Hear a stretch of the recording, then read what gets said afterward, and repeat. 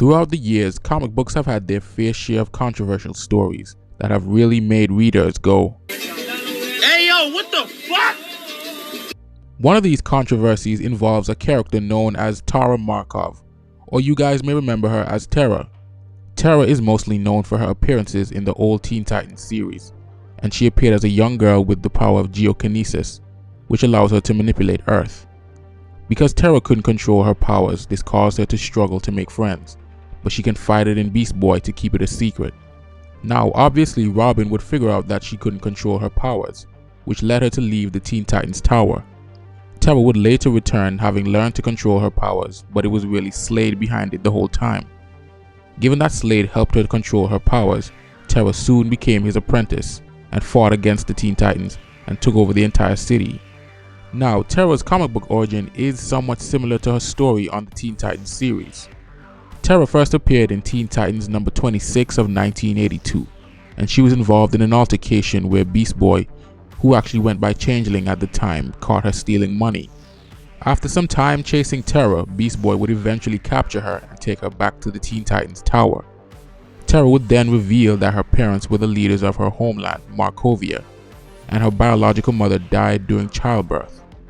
After her father remarried, Terra moved to the United States and grew up there. But when she returned to Markovia, she discovered that her father and his wife were kidnapped by terrorists who threatened to kill her unless she used her powers to help them, which is what led her to steal money. So with the help of the Teen Titans, Terra located the terrorists and forced them to release her parents. But they revealed that Terra's parents actually died before they even left the country, and they were really using her this whole time.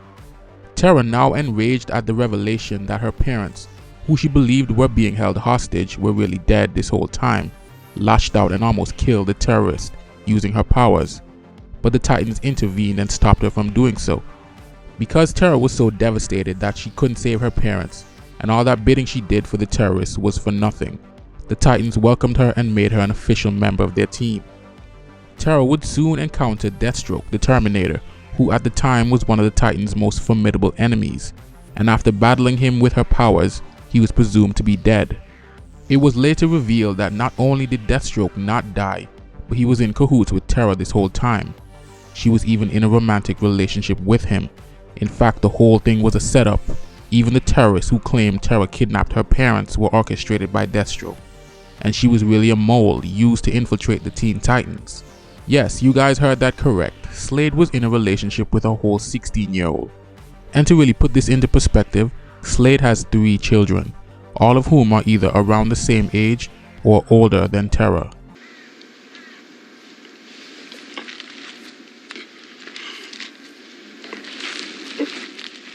You know, now that we're on the topic, I always did find it kinda sus that Slade was beefing with literal teenagers.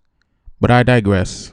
After capturing the Titans, Jericho, Slade's son, used his powers to control Deathstroke and free the Titans, which made it seem like he had betrayed Terra, and this infuriated her, causing her to lash out against him and the Titans.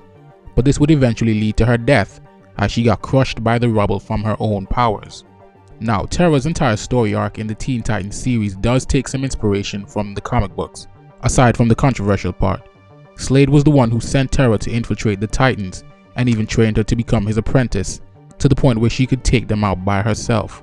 I do want to point out that the series does do a better job of redeeming Terra by having her sacrifice herself to help the Titans defeat Slade, so she was never truly bad in the first place, and the series has her die as a hero, whereas in the comic book she really wanted to kill the Teen Titans, which is what led to her death. And although this was a series that was made for kids at the time, when you understand Terra's history with Slade, this exchange between them in the series actually hits a little different. From this day forward, will you serve me and me only? I will. Will you obey my every command? I will. Now, there is another Terra from the New 52 continuity, but DC brought back the original Terra in the Rebirth continuity as a member of Deathstroke's superhero team, known as the Defiance, which was basically a heroes for hire thing. I'm not kidding, they were literally charging people for their services.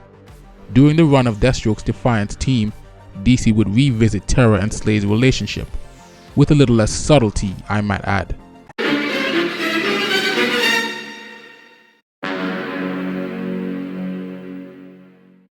Normally these controversial stories either get retconned or just forgotten completely, so I was actually surprised DC brought this back up after almost 40 years, especially given the political climate we're in.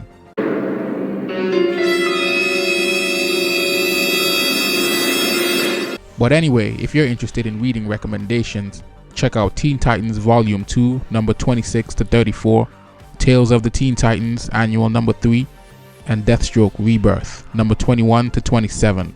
If you guys enjoyed the video, like, comment, and subscribe. Thanks for watching, and I'll see you in the next one.